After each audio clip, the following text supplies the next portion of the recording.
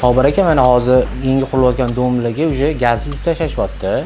Endi bundan buyog'iga elektr kotel qo'yiladi va nagrevator. Mijozlarga chiroyli yechim qilish uchun mana bir xil brend hammasini qilib keldi u. Siz ham endi o'sha mijozlarga bir tavsiyani bering, qanaqa ishlatishganligi ma'qul buni xonadonda. Masalan, 4 kvadratdan 24 kvadratgacha bor kotelimiz. Kotellarimiz 4 kilovatdan 24 kilovatgacha do'konimizda mavjud. Bu degani 40 kvadratdan 240 kvadratgacha bo'lgan ploshitga bemalol elektrический kotellarimiz eta olamiz. Bu kotelimiz faqat отопление uchun ishlasa, aristollarimiz issiq suv uchun, ya'ni vanna uchun ishlaydi. Bularning afzallik tomonlari kotelimizda hamma narsasi ichida mujassam, ya'ni rashidniy baklari oldinlari alohida bo'lardi, odam mijozlik qiynalib qolardi. Buni boshqa bozordan u bozordan olib Joy ham yechim bo'lmas, katta bo'lib ketardi sistema. Kichkinagina joyi ajratsa ham kotellar uchun bemalol foydalansa bo'ladi. Birinchidan joydan yutiladi, ikkinchidan sifat darajasi yana ham ko'payadi. Nimagaki issiq suvga alohida, отопленияga alohida ishlagani uchun kotel dam olib ishlaydi. Yoz kelganda kotelni o'chirib qo'yadi, issiq suv uchun aristollarimiz ishlayveradi. Hozir kelayotgan kvartiralarimizga